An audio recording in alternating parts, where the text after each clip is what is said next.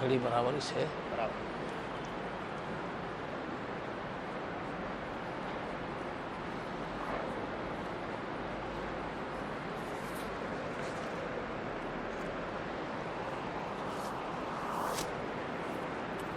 الحمد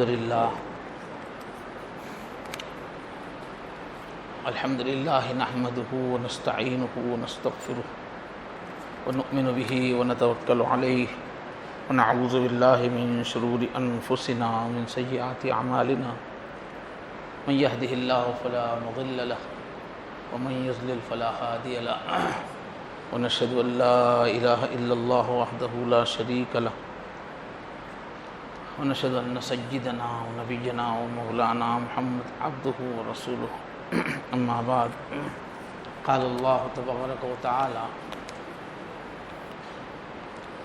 وجاہدوا فی اللہ حق جہادہ صدق اللہ العظیم۔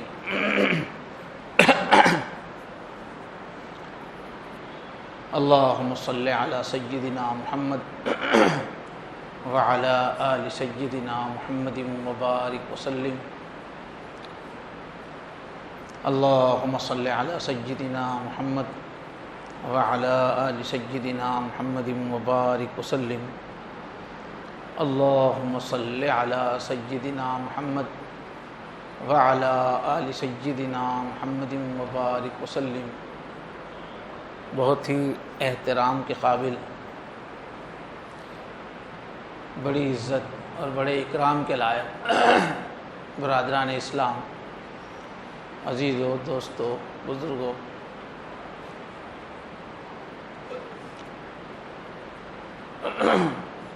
اس زمانے میں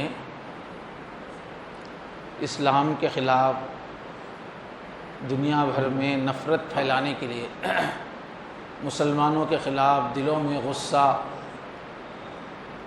اور انتقام کی آگ بھرنے کے لیے سب سے زیادہ جو ٹاپک میڈیا کے ذریعے سے اور مختلف ذرائع سے پھیلایا جا رہا ہے وہ یہ ہے کہ اسلام ہر مسلمان کو جہاد سکھاتا ہے، اور جہاد اس معنی میں بتاتے ہیں جیسے جہاد کا مطلب ہے مارنا، کاٹنا، گلے کاٹنا اور سخت ظالمانہ انداز میں لوگوں کو ختم کرنا۔ تو اسلام جو ہے برداشت بالکل آدمی میں ختم کر دیتا ہے۔ جہاں مسلمان رہتا ہے وہ دوسروں سے دشمنی لے کے جیتا ہے اور موقع کی طاق میں رہتا ہے۔ ان کا دین ہی ان کو لڑنا سکھاتا ہے، جہاں رہو لڑتے رہو، امن ختم کرو، چین ختم کرو، نفرتیں کرو۔ یہ دین ان کا ایسا ہے، اس وجہ سے دنیا میں یہ جہاں بھی رہیں وہاں کا سکون یہ ختم کر دیتے ہیں۔ اس لیے اچھا ہے کہ ان کے ڈسنے سے پہلے ہم خود ان کو مار دیں، ان کو خوب جکڑ کے رکھیں تاکہ یہ دوسروں کو ڈس نہ سکے۔ تو سب سے زیادہ جو ٹاپک چل رہا ہے پوری دنیا میں وہ جہاد کا موضوع ہے۔ تو ضرورت اس بات کی ہے کہ جہاد کی حقیقت کو ہم سب لوگ سمجھیں، ہم کو اچھی طرح بات سمجھ میں آئے تو خود ہمارا ایمان ڈگمگ نہیں ہوگا، ورنہ اتنا زیادہ یہ غیر مسلموں کے زبانوں پر میڈیا میں ہے کہ ایک عام مسلمان بھی کنفیوز ہو جاتا ہے اگر پوری بات معلوم نہ ہو۔ اور اسلام کے کسی بھی حکم کے بارے میں شک کا پیدا ہونا بہت خطرناک ہے۔ تو جس کو بہت زیادہ ٹاپک بنایا جا رہا ہے اس کو اچھی طرح سمجھے ہم اپنے ایمان کی حفاظت کے لیے، پھر جب موقع آئے اس کو ہم دوسروں کے سامنے واضح بھی کریں۔ اس وقت کی سب سے بڑی ضرورت یہ ہے کہ جہاد کے بارے میں جو تعلیم ہے وہ عام انسانوں کو بتائی جائے، وہ بتانا بہت ضروری ہے۔ اس میں ہماری بھی حفاظت ہے اور ان کی خود نجات اس میں ہے۔ اس لیے منہ بند کر کے نہیں رکھنا چاہیے بلکہ بات انسانوں تک پہنچانی چاہیے۔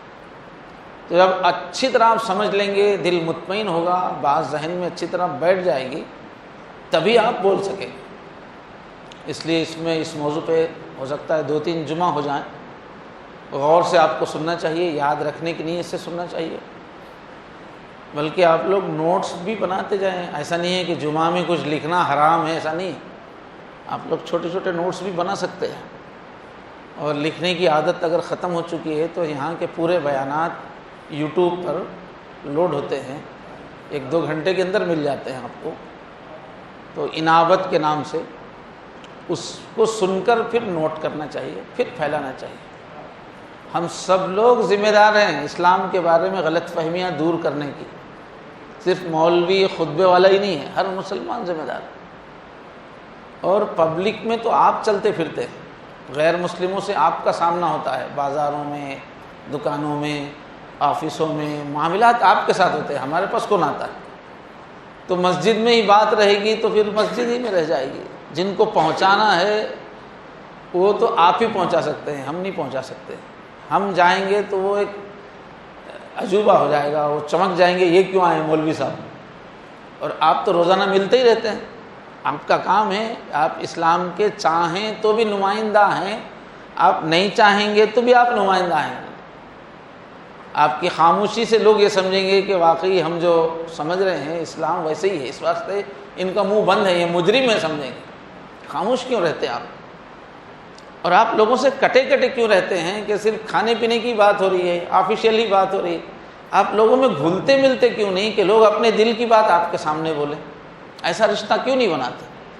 ایسا رشتہ بنانا چاہیے، بے تکلفی کا، اپنائیت کا، اور ان کی دل کی بات سامنے آئے ایسا ماحول بنانا چاہیے، اور پھر اس کا جواب دینا چاہیے۔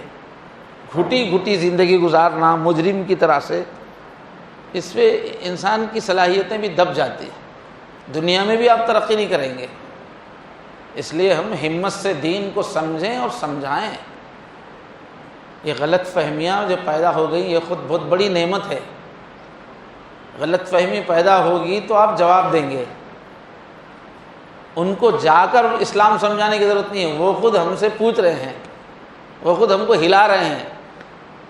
اب نیچرل ماحول پیدا ہو گیا ہے، آپ وضاحت کرتے چلے جائیے، وہ خود اسلام کی تبلیغ ہو جائے گی۔ چند سالوں کے بعد یہ دشمنی ہی ذریعہ بنے گی اسلام میں داخل ہونے کا۔ یہ اللہ کا نظام ہے۔ یہ اس ملک میں اسلام آنے والا ہے 100% پکا۔ مجھے آپ سولی پہ چڑھا سکتے ہیں اگر یہ بات سچ نہیں ہو تو، لیکن میری عمر کتنی ہے معلوم نہیں، کچھ عرصے بعد اسلام آنے والا ہے پکا۔ اس کے لیے ہے یہ نفرت، یہ سوالات اس لیے ہیں تاکہ آپ جوابات دیں، پھر اسلام آئے۔ اس کو آپ بری بات مت سمجھیے، بہت اچھے حالات بن رہے ہیں، اس موقع سے آپ بات کیجیے۔ تو ہر جمعے کے خطبے کو آپ ایک کلاس بنا لیجئے، علم حاصل کیجئے، سیکھنے کی نیت سے آئیے، جانے کے بعد بھی نوٹس بنائیے، کام کیجئے۔ کون کرے گا کام؟ 20 کروڑ رہ کر منہ پہ مہر لگا کے بیٹھیں گے تو کام کا فرشتے آگے کریں گے؟ بے تکلفی سے بات کرنا ہے۔ بھئی آپ کے بارے میں جو غلط فہمی ہے آپ دور نہیں کریں گے تو فرشتے آگے دور کریں گے؟ کیوں ہم لوگ اسلام کے بارے میں، اپنے دین کے بارے میں اتنے کمزور ہو گئے؟ کیوں ہم مسکراتے ہوئے لوگوں سے بات نہیں کرتے؟ کیا کمزور دین ہے یہ؟ حضور نے بہت روشن دین دے کے ہم کو چھوڑا ہے۔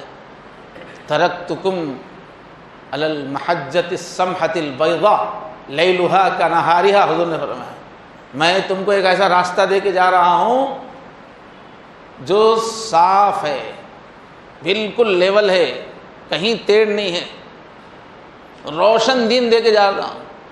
یہ دین ایسا ہے کہ اس کی رات بھی دن کی طرح روشن ہے۔ لیلھا کنہارھا، ایسا دین ہے کہ اس کی رات بھی، ایک ایسا راستہ میں دے کے جا رہا ہوں کہ رات میں بھی وہاں اجالا رہتا ہے، ایسا راستہ ہے۔ ایسے راستے پہ یقین سے چلنا ہے، یقین سے لوگوں کے سامنے بولنا ہے۔ اللہ تبارک و تعالی ہمارے اندر دین کی محبت پیدا فرمائے، شوق پیدا۔ مجرموں کی طرح کیوں جیتے ہیں جی؟ کیوں زبانوں پہ تالے لگے ہوئے ہیں؟ اتنی بڑی تعداد میں ہونے کے باوجود ہمارے بارے میں غلط فہمیاں کیوں ہیں اس ملک کے اندر؟ ہمارے گونگے پن کی وجہ سے، ہماری بے یقینی کی وجہ سے۔ ہم نے نہ سمجھا اسلام کو، نہ سمجھنا چاہتے ہیں، نہ دوسروں کو ان کی غلط فہمیاں دور کرنا چاہتے ہیں۔ تو مجرم تو ہم ٹھہرے۔ اللہ تبارک و تعالیٰ ایک جذبہ نصیب فرمائے۔ صرف بیلوں کی طرح، جانوروں کی طرح کھانے کے لیے نہیں پیدا ہوئے ہیں۔ صبح کھانا، شام کھانا، صبح کھانا، کھانے کے لیے پیدا ہوئے ہیں۔ صرف بیل بنایا ہے کہ آدمی، اللہ نے انسان بنایا، ایک فکر کو لے کے جینا، ایک نظریے کو لے کے جینا، حق کو لے کے جینا، حق کو پہنچانا، یہ ہے انسان کی عظمت۔ صرف کھانا، بچے پیدا کرنا جانوروں کی لیول ہے۔ یہ جانوروں کے لیول پہ کیوں آ گئے ہم فکر لیتے کیوں نہیں، ہم فکر دیتے کیوں نہیں؟ اللہ تعالیٰ علم کا شوق نصیب فرمائے۔ تو جہاد جو ہے ایک مقدس اصطلاح ہے، یہ لڑنا مارنا کاٹنا نہیں ہے۔ اس کا جہاد کا مقصد کیا ہے؟ انصاف قائم کرنا، جہاں بھی ظلم ہو رہا ہو ظلم کو روک کر انصاف قائم کرنا۔ اور جہاد کے معنی ہیں اپنے خواہشات پر قابو رکھنا، اپنے غصے پر، اپنی شہوت پر، اپنی انا پر،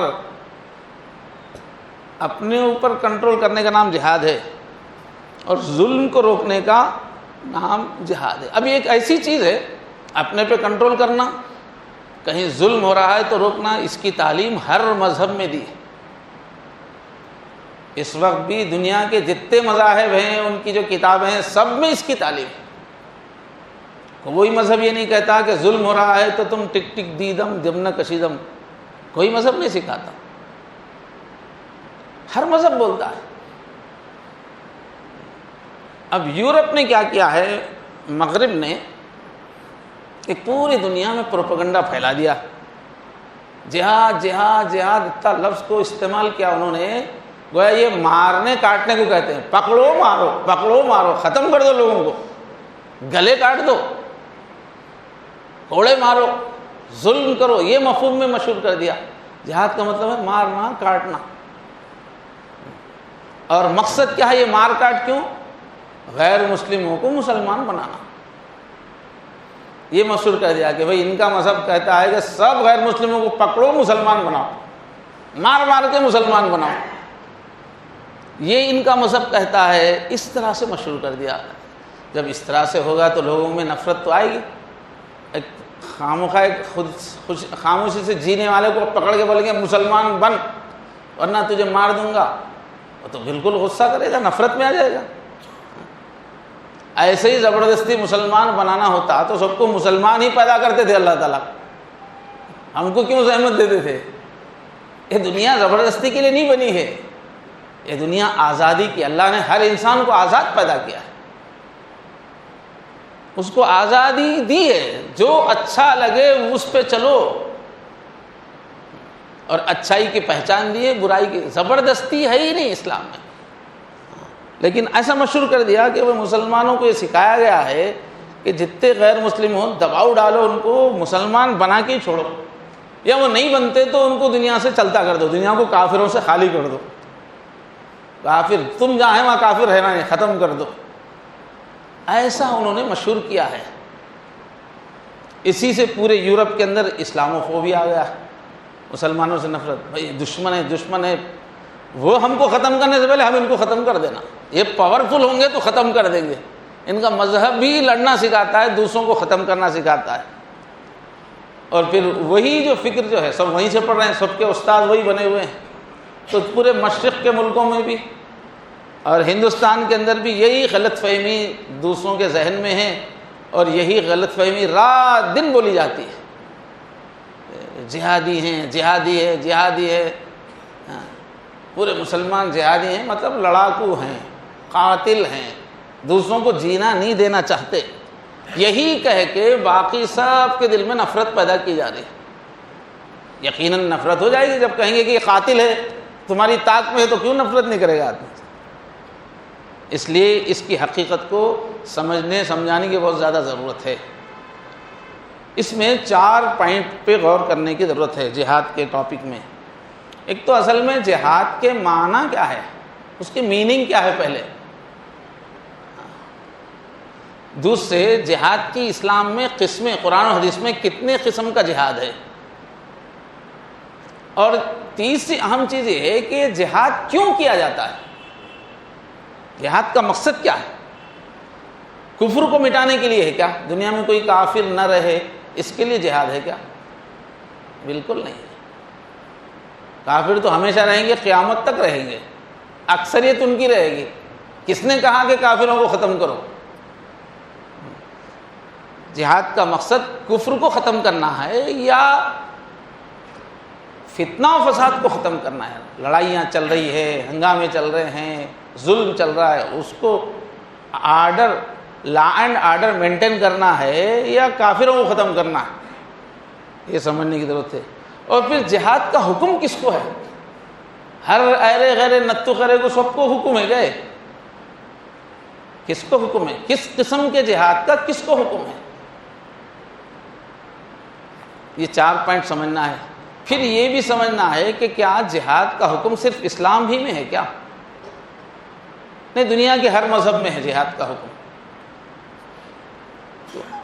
یہ 5 چیزیں سمجھیں گے تو آرام سے آپ دوسروں کو بھی سمجھا سکیں گے، خود بھی شک سے بچیں گے۔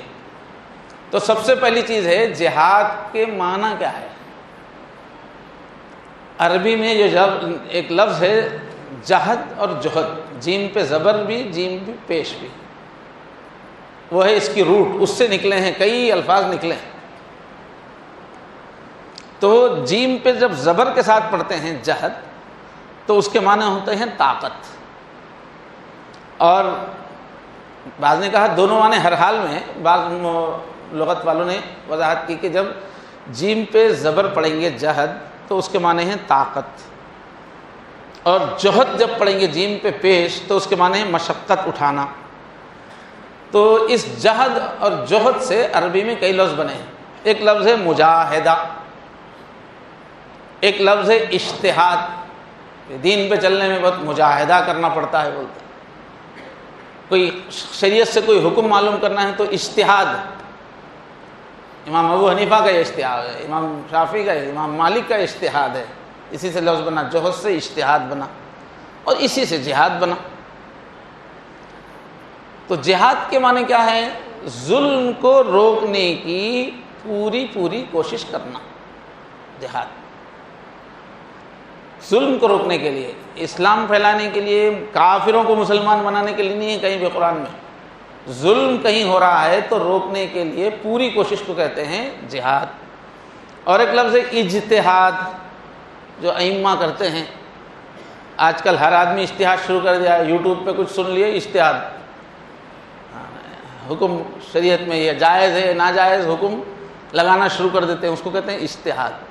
تو اجتہاد ہے قرآن اور احادیث سے اللہ کا حکم کیا ہے اس کو معلوم کرنے کے لیے پوری محنت لگانا، روا روی بھی نہیں، پہلے پوری صلاحیت رہنا اس کی، اس کے شرائط ہیں لمبے چوڑے، اتنا علم چاہیے، اس کے اصول ہیں، ان اصولوں کی روشنی میں پوری اخلاص کے ساتھ کوشش کر کے اللہ کا حکم معلوم کرنا، اس کو کہتے ہیں اجتہاد۔ اور ایک لفظ ہے مجاہدہ، عام طور پہ مشقت اٹھانے کو کہتے ہیں دین پر چلنے کے لیے۔ تو جہاد کی جو تعریف ہے لفظ جہاد کی، اس میں لغت کے جو ماہرین ہیں تو اس کی تشریح میں انہوں نے کہیں بھی جس طرح کی تشریح کی ہے لفظ جہاد کی، اس میں کہیں بھی ہتھیار کا استعمال نہیں ہے، اس میں قوت کا استعمال کریں تو ہی جہاد ہے، کہیں ایسا نہیں ہے۔ تو زبان سے بھی آپ برائی کو، ظلم کو روک رہے ہیں یا فعل سے روک رہے ہیں، وہ سب جہاد ہے۔ تو امام لغت عربی میں جو ہے، لغت میں جو سب سے زیادہ اسٹینڈرڈ جو لغات ہیں 2 ہیں، لسان العرب، تاج العروس۔ تو علامہ ابن منظور افریقہ کے ہیں، ان کی کتاب بہت مشہور ہے لسان العرب، عربی میں اسٹینڈرڈ ہے، سب سے زیادہ معیاری۔ اس میں لکھا ہے انہوں نے الجہاد محاربۃ الاعداء، جہاد کیا ہے؟ دشمنوں سے جنگ کرنا، وول مبالغہ و استفراغ ما فی الوسع من الطاقہ۔ اس کے کیا معنی؟ محاربہ کے معنی وہ خود بول رہے ہیں پھر یہاں ہے کہ جہاد کے لفظ کے کہ جو کچھ اپنی سکت میں ہے وہ سب کچھ، وہ ساری طاقت استعمال کرنا ظلم کو روکنے کے لیے، من قول او فعل، زبان کے ذریعے سے یا کسی عمل کے ذریعے سے پوری طاقت استعمال کر کے ظلم کو روکنا، دشمنوں سے محاربہ کرنا۔ لسان العرب جلد نمبر 3 صفحہ نمبر 115۔ اور دوسری جو معتبر شخصیت ہے علامہ مرتضیٰ زبیدی، تاج العروس، والے جو ہیں انہوں نے بھی بالکل ہو بہو یہی تشریح کی ہے۔ اب یہ جو جہاد ہوتا ہے اس کی کئی قسمیں ہیں۔ ایک ہے جہاد بالمال، یعنی ظلم کو روکنے کے لیے، حق کو آگے بڑھانے کے لیے پیسہ خرچ کرنا، جہاد بالمال۔ اس کی ترغیب قرآن میں بہت جگہ آئی ہے۔ فرمایا لیکن الرسول والذین آمنوا معہ، لیکن رسول اور ان کے ساتھ جو ایمان لائے ہیں، جاہدوا باموالہم وانفسہم، انہوں نے جہاد کیا ہے اپنے مالوں سے اور اپنی جانوں سے، وَأُولَئِكَ لَهُمُ الْخَيْرَاتُ، انہی کے لیے بھلائیاں ہیں، وَأُولَئِكَ هُمُ الْمُفْلِحُونَ، اور یہی لوگ کامیاب ہونے والے۔ سورہ توبہ کی 88 نمبر آیت۔ اور بھی قرآن میں کئی جگہ پیسہ خرچ کرنا حق کے لیے، سچائی کے لیے، ظلم روکنے کے لیے، اس کا بار بار ترغیب آئی ہے اور اس کی فضیلت بیان کی گئی ہے۔ حدیث شریف میں بھی حضرت انس رضی اللہ عنہ سے روایت ہے، حضور پاک نے فرمایا جاہد المشرکین باموالکم وایدیکم والسنتکم۔ نسائی کی روایت ہے 3096 نمبر ہے، اور مسند احمد کی روایت ہے 12555 نمبر ہے کہ مشرکین سے جہاد کرو، کس سے؟ باموالکم، اپنے پیسوں سے، مالوں سے، وایدیکم، اپنے ہاتھوں سے، والسنتکم، اپنی زبانوں سے۔ حضور زبان سے بھی جہاد کہہ رہے ہیں، پیسے سے بھی جہاد کر رہے ہیں۔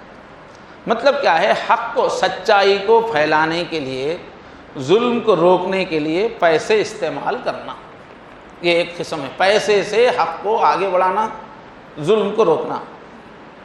اب اگر جنگ کا موقع ہے، کوئی ملک ہے، باضابطہ فوج ہے، جنگ ہو رہی ہے، تو وہاں پر آلات جنگ جو خریدیں گے وہ اس کا مراد ہو سکتا ہے جہاد بالمال کا۔ ورنہ حق کو پھیلانے کے لیے، ظلم کو روکنے کے لیے جو بھی وسائل ہیں اس کو فراہم کرنا، یہ کیا ہے؟ جہاد بالمال۔ مثلا جو ہے آج کل میڈیا پر استعمال کرنا، سب سے زیادہ ضرورت ہے میڈیا پر پیسہ استعمال کرنا، یہ جہاد بالمال ہے۔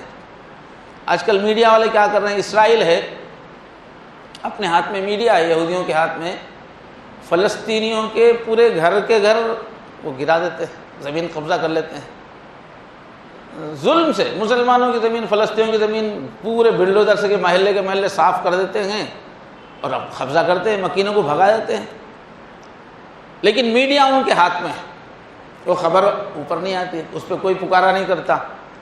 اور پھر جب ان کے گھر توڑ دیے جائیں، بچے پتھر مار رہے ہیں، 1-2 پتھر، تو اس کو پورا میڈیا پہ ہائی لائٹ کرتے ہیں کہ دیکھو یہ مسلمان جو ہیں، یہ فلسطینی جو ہیں پتھر مار رہے ہیں، ہم کو مجبور کر رہے ہیں۔ بچے پتھر مار رہے ہیں تو آپ توپ چلائیں گے کیا؟ اور آپ مکانات گرائیں گے تو سامنے کے والے بچے پتھر بھی نہیں ماریں گے کیا؟ اب وہ پتھر کو بولیں گے دہشت گردی پھیل گئی، ٹیررسٹ ہے، سب ٹیررزم پھیل گیا۔ تو میڈیا ہاتھ میں ہے، جھوٹ کو سچ بولو، سچ کو جھوٹ بولو، رائی کا پربت بناؤ، پہاڑ اونٹ کو نگل جاؤ۔ تو میڈیا سے جو ہے بہت اس وقت کام لیا جا رہا ہے حق کو چھپانے کا۔ اسی حال سے برما کے مسلمان گزر رہے ہیں، ہندوستان کے مسلمان گزر رہے ہیں، یہ بات بات پہ بلڈوزر چلا رہے ہیں، یہاں بھی پتھر کے بدلے میں بلڈوزر شروع ہو گیا، اور پتھر مار رہے تو کہ کیوں پتھر مارے؟ آپ ان دنوں کے ڈیبیٹ سنیں گے تو پتھر کیوں مار رہے ہیں، کون سے مولوی ان کو ترغیب دے رہے ہیں، اس پہ ڈسکس چل رہا۔ وہ بلڈوزر جو گھر گرا رہا ہے اس پہ نہیں چل رہا، پتھر پہ ڈسکس چل رہا ہے۔ تو یہ میڈیا کا کمال ہے کہ وہ ظلم کو چھپا دیتا ہے اور مظلوموں کو ہی ظالم بنا کے پیش کرتا ہے۔ اس وجہ سے اب اگر میڈیا تک رسائی کے لیے پیسہ خرچ کیا جائے گا تو اس دور میں نمبر 1 جہاد یہ ہے، میڈیا کا صحیح استعمال کرنے کے لیے ہم پیسہ لگائیں، یہ سب سے پہلا جہاد ہے، جہاد بالمال، اس پہ ضرورت ہے۔ پولیس میں بھی ہماری فرقہ پرستوں کو تیار کر کر کے گھسا دیا گیا ہے، پورے اہم تو فرقہ پرستوں کا غلبہ ہے، اچھے لوگ بھی رہتے ہیں ہر جگہ۔ تو یہ لوگ کیا کرتے ہیں کہ معمولی واقعات میں مسلمانوں کو پکڑ کے یا دلتوں کو پکڑ کر خطرناک دفعات لگا دیتے ہیں ان کے اوپر، غلطی کچھ بھی نہیں رہتی ہے، خطرناک دفعہ لگا کے ان کو بھیج دیتے ہیں۔ اب وہ بیچارے قید پڑے ہوئے ہیں سالوں بغیر قصور کے، تو ان کی رہائی کے لیے خرچ کرنا یہ جہاد المال ہے، اس پہ خوب پیسہ لگانا چاہیے۔ اب ہمارے پاس یہ عدالت کا راستہ ہی ہندوستان میں تھوڑا بچا ہوا ہے ابھی، تو اس کے لیے سب مسلمان فنڈ فراہم کریں۔ آج کل عدالتوں کی کارروائی بہت مہنگی ہوتی ہے، اس کا حکم ہے جہاد بالمال۔ ایسے ہی اسلامی فکر ہے یا مسلمانوں کا جو موقف ہے اس کو دوسروں تک پہنچانے کے لیے لٹریچر چھاپنا اور تیار کرنا، یہ بہت بڑا جہاد بالمال ہے۔ اب گھر گھر ہم ایک ایک آدمی تک پہنچ کے بات کرنے کا موقع کم ہے اس زمانے میں، لٹریچر کا پہنچانا اس کے مقابلے میں آسان ہے۔ ایسے ہی دعوتی پروگرامز کرنا جس سے دوسرے انسانوں کے سامنے سچائی آئے، یہ ہے جہاد بالمال، اس کا حکم ہے، یہ جہاد کرنا ہے۔ اور ایک ہے خدمت خلق، دوسری قوموں میں خدمت خلق کا کام اس مقصد سے کریں کہ وہ اسلام سے مانوس ہوں، مسلمان۔ یہ بھی ایک ایک محلے میں کروڑ روپے چاہیے اس کے لیے، تو یہ ہے جہاد بالمال۔ بہت سرمایہ کی ضرورت ہے۔ تو اسلام کے بارے میں جو غلط فہمیاں پھیل گئی ہیں اور ناانصافیاں جو ہیں ہو رہی ہیں جو عدالتوں کے اور مختلف جگہوں پر، ان کا مقابلہ کرنے کے لیے اس وقت جہاد بالمال کی بہت ضرورت ہے۔ پیسہ لگانا ہو تو سب لگا سکتے ہیں، خالی جہاد کی باتیں کرنے سے کیا ہے، پیسہ لگاؤ، بہت زیادہ ضرورت ہے۔ جتنے بیٹھے ہوئے ہیں اپنا پورا کھانا وانا کنٹرول کر کے پورا پیسہ لگائیں گے نا، 10% کھا کے 90% بھی لگائیں گے تو کام اس سے زیادہ ہے۔ اس جہاد کی ضرورت ہے، اس کا اس وقت بیٹھے ہوئے سب کے ساتھ حکم ہے اللہ کا، یہ حکم ہے شرعی، یہ جہاد کرنا ہے، جہاد بالمال۔ دوسرا جہاد ہے زبان سے اور قلم سے۔ تو خود مسلمانوں میں اچھائی کا حکم دینا، برائی سے روکنا، یہ بھی جہاد باللسان ہے۔ زبان سے جو رسم و رواج پھیل گئے ہیں، جو مسلمانوں میں غلطیاں پھیل گئی ہیں، جو سستی کاہلی آ گئی ہے، اس کے بارے میں بات کرتے رہنا، یہ بھی بڑا جہاد ہے۔ اس میں بڑی مشقت لگتی ہے، آسانی سے نہیں ہوتا یہ کام۔ کسی کے ساتھ جا کے دین کی بات کرنا اس زمانے میں بہت مشکل ہے، لوگ سننا گوارا نہیں کرتے، چہرے جو ہے وہ بگڑ جاتے ہیں۔ تو یہ بھی بہت بڑا جہاد ہے دین کی بات کرنا، مگر اس میں حکمت ہونی چاہیے، ایسا نہ ہو کہ فائدے سے زیادہ نقصان ہو۔ تو حدیث شریف میں ہم دیکھیں گے تو مشرکین کے سامنے دین کی بات کرنے کو تو ڈائریکٹ وہاں جہاد کا لفظ ہے، لیکن مسلمانوں میں بات کرنا بھی جہاں مشقت آ جائے وہ جہاد ہو جائے گا۔ تو یہ مسند احمد کی جو روایت ابھی پڑھی گئی ہے نا، اس میں جاہد المشرکین بالسنتکم، صاف صاف ضرور ہے، زبانوں سے جہاد کرو۔ غیر مسلموں سے جو بات کی اس کو اللہ کے نبی خود جہاد بول رہے ہیں، اس لیے کہ اس میں مشقت ہوتی ہے۔ تو بہرحال زبان سے جہاد کا مطلب کیا ہے؟ ظلم کہیں بھی ہو رہا ہے، ظلم اپنے خاندان میں بھی ہو رہا ہے، بڑا بھائی چھوٹے پہ کر رہا ہے، بہن بھائی سالے پہ کر رہا ہے، وہاں پر بھی بولنا جہاد ہی ہے، وہ اس کا حکم ہے۔ اور غلط پروپیگنڈا جو اسلام کے بارے میں ہو رہا ہے، یا بیکار کے اعتراضات، جھوٹے تکلیف پہنچانے والے اعتراضات جو حضور پر، اسلام پہ، اس کا جواب دینے کے لیے پیسہ خرچ کرنا اور اسلام کی خدمت اور اشاعت کے لیے پیسہ خرچ کرنا، یہ ہے جہاد باللسان، زبان سے جہاد باللسان، اس کا حکم ہے۔ یہ سب ہم کو کرنا، یہ جہاد معاف نہیں ہے، یہ جہاد کا حکم ہے ہمارے ساتھ۔ کعب بن مالک رضی اللہ عنہ حضور کے دربار کے بڑے اچھے شاعر تھے، کفار کا جواب وہ اشعار سے دیتے تھے۔ عرب کے معاشرے میں شاعری کی بڑی اہمیت تھی، شعر بہت جلدی پھیل جاتا تھا، لوگ بڑا اثر لیتے تھے۔ تو صحابہ کرام اہتمام سے اسلام کی تائید میں، کفار کے اعتراضات کے جواب میں اور ان کی ہمت توڑنے کے لیے طاقتور شعر کہتے تھے۔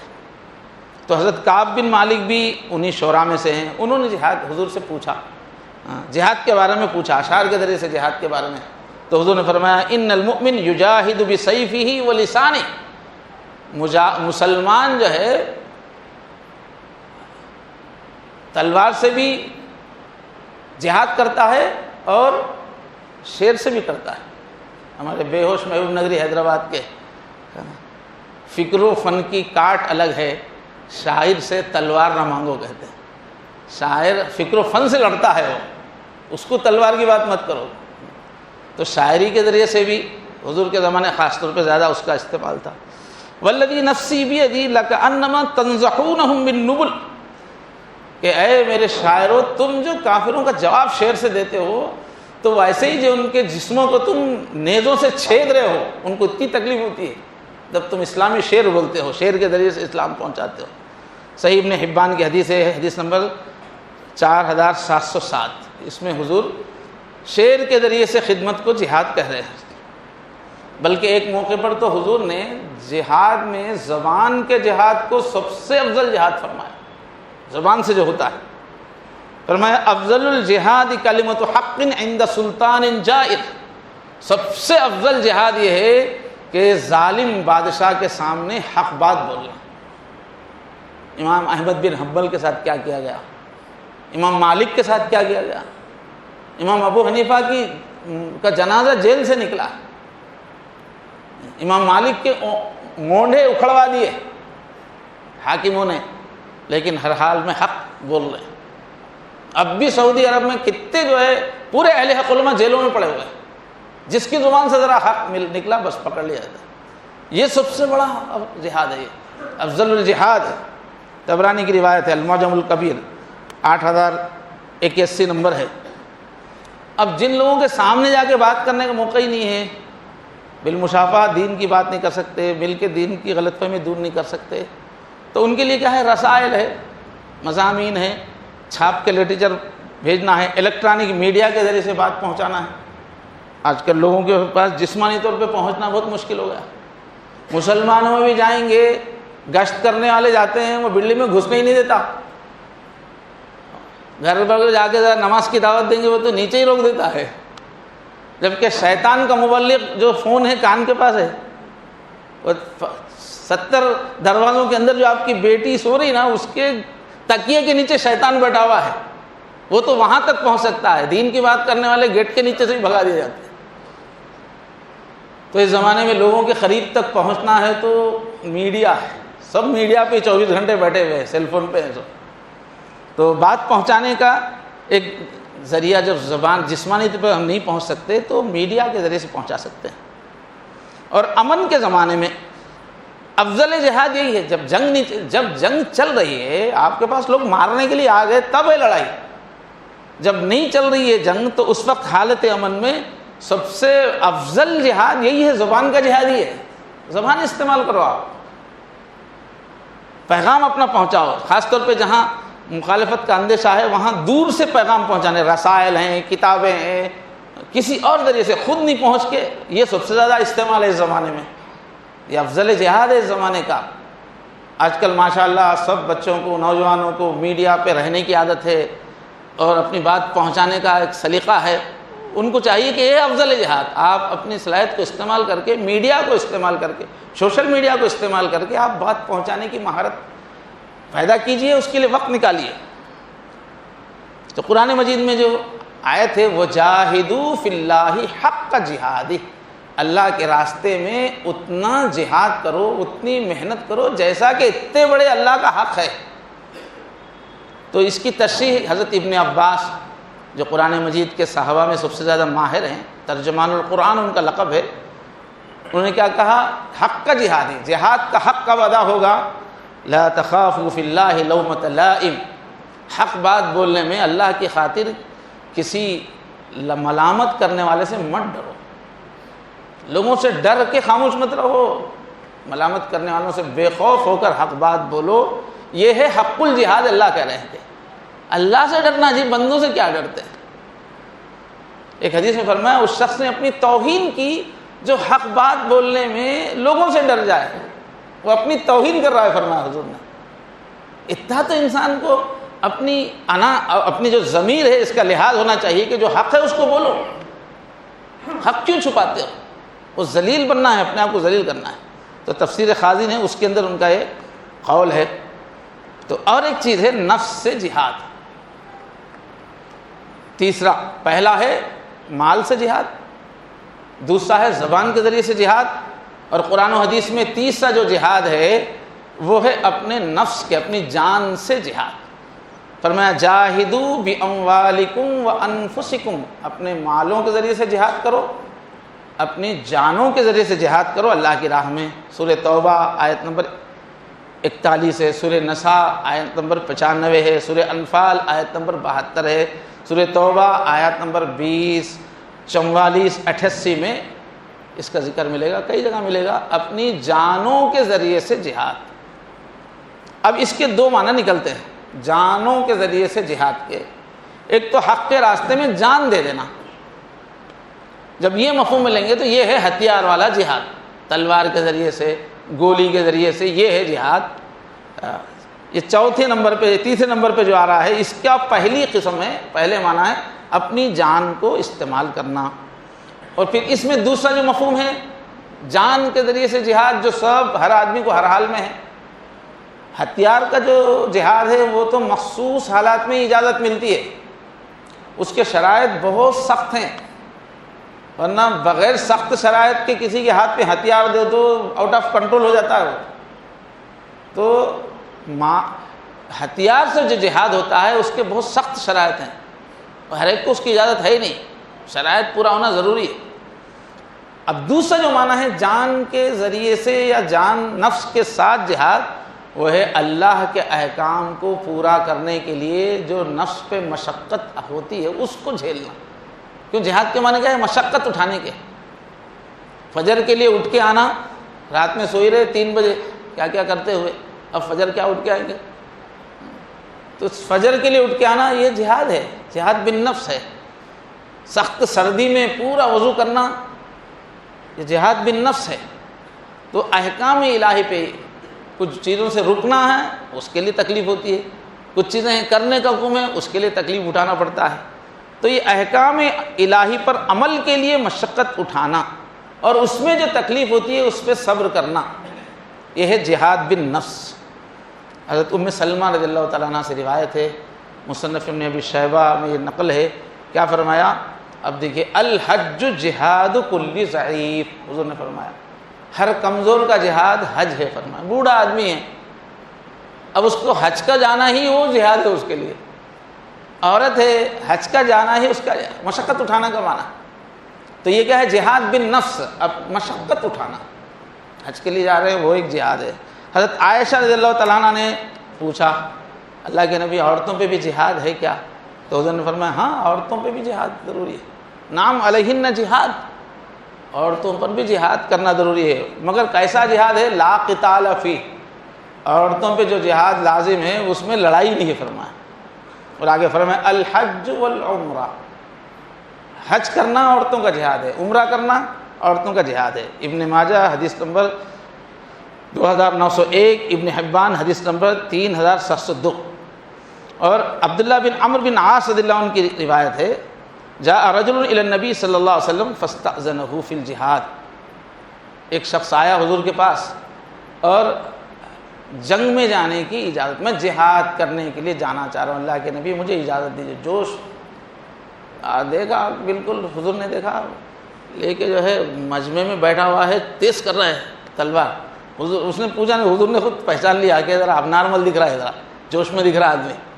تو حضور نے پوچھا کیا بات ہے؟ کہاں ہے؟ نہیں میں جہاد کی تیاری کر رہا ہوں۔ تو حضور نے پوچھا تمہارے امی ابا زندہ ہیں؟ احی والداک، تمہارے والدین زندہ ہیں؟ کہ اس نے کہا ہاں۔ تو فرمایا ففیہما فجاہد، جہاد امی ابا کے معاملے میں کرو، بولے تمہارا مجاہدہ وہاں ہے جہاد، جاؤ امی ابا کی خدمت کرو۔ ان کا جوش دیکھ کے پہچان لیا حضور یہ جوشیلا آدمی ہے، اس وقت کی پوزیشن سمجھ نہیں رہا ہوگا، خود پوچھا والدین زندہ ہے تو والدین کی خدمت کرو، وہ ہے تمہارا جہاد۔ ففیہما فجاہد، بخاری شریف کی روایت ہے، حدیث نمبر 3004۔ تو والدین کی خدمت کو حضور یہاں کا فرما رہے ہیں فجاہد، اس کو جہاد بول رہے ہیں، والدین کی خدمت، کیونکہ والدین کی جب وہ بوڑھے ہو جاتے ہیں نا، ان کی خدمت وہ بھی ایک جہاد سے کم نہیں، اس لیے کہ وہ بوڑھے ہو جاتے ہیں، چڑچڑے ہو جاتے ہیں، ایک کام 10 وقت کراتے ہیں اور بار بار ناراض ہو جاتے رہتے ہیں، ڈانٹتے رہتے ہیں، ڈپٹتے رہتے ہیں، الٹا کام بولتے ہیں، ایسا کرنے کا الٹا، اپنے الٹا سیدھا بولتے رہتے ہیں۔ اس وقت صبر کے ساتھ والدین کی خدمت کرنا وہ بڑا جہاد ہے۔ یہ جہاد تو ہر ایک گھر میں میدان میں ہے، میدان جنگ کے گھر میں ہے، یہ ان کی ڈانٹ ٹپٹ سننا، مگر چہرے پہ اف تک نہیں، چہرے پہ ذرا اثر نہیں ہوا، سعادت مندی کے ساتھ خدمت کرنا۔ تو یہ جاہدوا فی اللہ حق کا جہادی کا اکثر شارح نے مطلب اپنے نفس سے جہادی لیا، یعنی شریعت پہ چلنے میں جو جہاد ہے وہ اصل حق کا جہاد وہ ہے۔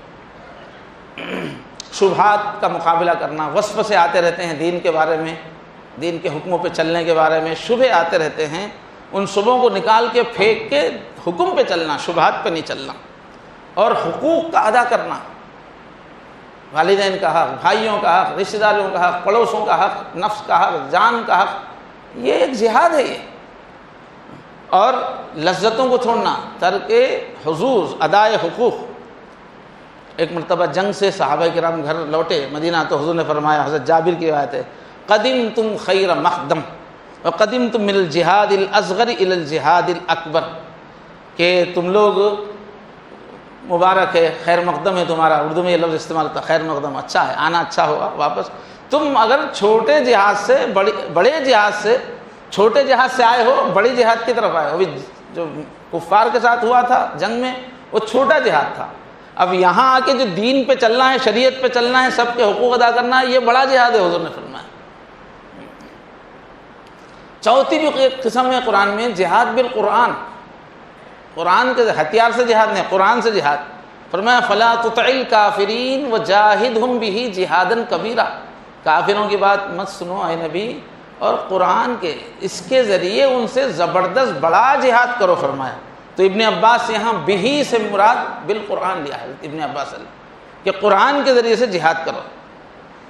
تو یہ کافروں کو ایمان کی طرف لانا چونکہ مشکل کام ہے، اس لیے قرآن کے ذریعے سے جو ان کو سمجھا رہے ہیں، اس مشکل کام کو بھی قرآن میں اللہ جہاد کر رہے ہیں۔ اور یہ آیت مکی ہے، مکے میں نازل ہوئی، اس لیے تلوار والا جہاد مراد نہیں ہو سکتا، اس لیے کہ مکے میں اجازت نہیں تھی۔ اب یہاں جاہد بھی کر رہے ہیں، مکے میں تو قرآن کے ساتھ جہاد میں قرآن پھیلاؤ، قرآن کے ذریعے سے سمجھاؤ، تو قرآن کا مطلب ہے دینی کتابیں بھی اس سے مراد ہو جائیں گی، دینی علم۔ پانچویں قسم ہے اسلام میں، وہ ہے تلوار سے جہاد، ہتھیار سے جہاد، اس کا بھی قرآن میں ذکر ہے، وقاتلوا فی سبیل اللہ الذین یقاتلونکم ولا تعتدوا، اور لڑائی کرو اللہ کے راستے میں ان لوگوں سے جو تم سے لڑائی کریں، اور اس میں حد سے نہیں بڑھنا، ولا تعتدوا، لڑائی میں بھی۔ سورہ بقرہ آیت نمبر 190۔ مختلف الفاظ ہیں، مختلف صیغوں میں یہ قتال کا حکم قرآن میں ہے، لیکن ایک بات پوائنٹ یاد رکھیے، قتال جو ہے عربی میں قتل تو کہتے ہیں، ایک آدمی نے دوسرے کو مار دیا اس کو قتل کہتے ہیں، قتال وہ اس کو قتل کرنا چاہ رہا ہے، وہ اس کو، دونوں ایک دوسرے کو قتل کرنے کی کوشش کر رہے ہیں، تب قتال کہتے ہیں۔ دوسرے کی طرف سے اقدام نہیں ہو رہا ہے، دوسرا خاموش ہے اور کوئی جا کے اس کو مار دے رہا ہے، یہ قتال نہیں ہے۔ وہ جب تم کو قتل کرنا چاہ رہا ہے، تم ان کو اس وقت کے مارنے کو قتال کہتے ہیں۔ تو جب تک سامنے والا خود آپ کو قتل کرنے کے لیے آگے نہیں بڑھا، اس وقت تک آپ قتل کر رہے تو وہ قتل ہو جائے گا۔ وہ کوشش کر رہا ہے، جواب میں اپنے بچاؤ میں لڑتے ہوئے اس کو مار رہے ہیں تو قتال ہے۔ اب آپ بتائیے، مقابلے میں جب آ گیا ہے، دوسرا ہم کو قتل کرنا چاہ رہا ہے، اس وقت اگر آدمی قتل کر دے تو کیا وہ انصاف کے خلاف ہے کیا؟ ہندوستان کا قانون بھی ہے، کوئی آپ کے گھر میں گھس گیا، آپ کو قتل کرنا چاہ رہا ہے، بچاؤ میں آپ مار رہے ہیں، وہ مر جا رہا ہے تو وہ جرم نہیں ہے، اس لیے کہ سامنے والا آپ کی جان لینا جب چاہ رہا ہے تب آپ اس کی جان لڑ رہے ہیں۔ تو ہر دنیا کا ہر قانون مانتا ہے کہ یہ ظلم ہی ہے، یہ تو انصاف ہے، یہ تو انسان کو کرنا ہی چاہیے، کہ ہاتھ بن کے مر جائے گا کیا؟ تو قتال کا جہاں حکم ہو رہا ہے وہاں بھی جب وہ مار رہے ہیں تب جواب میں آپ لڑیں گے تو قتال ہوتا ہے۔ اب خاموش ایک آدمی ہو جائے گا، چل کلمہ پکڑ بول کے مار رہے تو یہ قتل ہو گیا ہے۔ قتل کی اجازت کون دے رہا آپ کو؟ جب وہ مار رہے ہیں تو آپ لڑ رہے، تب ہے لڑائی، تو قتال کا۔ اور ایک آخری پوائنٹ جو سمجھنے کا ہے کہ لوگوں کے دماغ میں کیا ہے، پوری دنیا والوں کے، دین کا مطلب، دھرم کا مطلب خالی جپم کرتے بیٹھنا، پوجائیں کرنا، مراقبے کرنا، بس عبادت کرنے کو ہی وہ لوگ دین سمجھ رہے ہیں، جبکہ حضرت محمد صلی اللہ علیہ وسلم جو اسلام لے کے آئے ہیں، جو دین لے کے آئے ہیں، وہ صرف آدمی کو عبادت نہیں سکھاتا، بلکہ ایک ایک آدمی کو بھی بدلنا سکھاتا ہے، محلے کو بھی بدلنا سکھاتا ہے، ملک کو بھی بدلنا سکھاتا ہے۔ ایک نظام حکومت قائم کرنا، ایک ایسا صالح نظام حکومت قائم کریں جس سے پوری سوسائٹی سے فساد ختم ہو جائے، لوگوں کی اکانومی صحیح ہو جائے، لوگوں کے آپسی تعلقات صحیح ہو جائے، یہ سب کرنے کے واسطے حکومت قائم کرنا پڑتا ہے۔ تو حضور کو حکومت قائم کرنے کے لیے، نظام سلطنت قائم کرنے کا جب حکم دیا جا رہا ہے، جب یہ کام کیا جائے گا تو بغیر لڑائی کے، بغیر ہتھیار کے دنیا میں کوئی حکومت قائم ہوئی ہے کیا؟ کیا کوئی حکومت بغیر ہتھیار کے، لڑائی کے رہ سکتی ہے کیا؟ نظام حکومت ہے، وہاں پولیس ہی نہیں ہے، حکومت چل سکتی ہے کیا؟ نظام حکومت ہے، سلطنت ہے، وہاں فوج ہی نہیں ہے، لڑائی نہیں کرنے والا کوئی نہیں ہے، تو وہ ملک کیا باقی رہ سکتا ہے کیا؟ تو اسلام آیا ہے ایک سسٹم قائم کرنے کے لیے، نظام۔ تو جب نظام آپ قائم کریں گے تو اس میں سرکشوں کو، مجرموں کو پکڑنے کے لیے پولیس چاہیے، کوئی اپنی نظام حکومت میں آ کے سرحدوں پہ آ کے دوسرے حملے کر رہے ہیں تو مقابلے کے لیے فوج چاہیے۔ تو دنیا کا ہر ملک اپنے پاس فوج رکھتا ہے، جب وہ غلط نہیں ہے۔ اسلام اگر کہتا ہے کہ تمہارے نظام حکومت میں تمہارے پاس ایک ایسی فوج ہونی چاہیے جو تم پر حملہ کرے اس سے روکنے کے لیے، تو کیا غلط ہے کیا؟ اس کے بغیر کوئی ملک باقی رہ سکتا ہے کیا؟ کسی ملک میں چوروں اور ڈاکوؤں سے حکومت لوگوں کو بچا سکتی ہے کہ اگر پولیس نہیں رکھے گی تو اسی پولیس کے نظام کو، اسی فوج کے نظام کو قائم کرنے کا نام ہے جہاد۔ ابھی آئے گا آگے کی خطبات میں، جہاد کرنے کا حکم کس کو ہے؟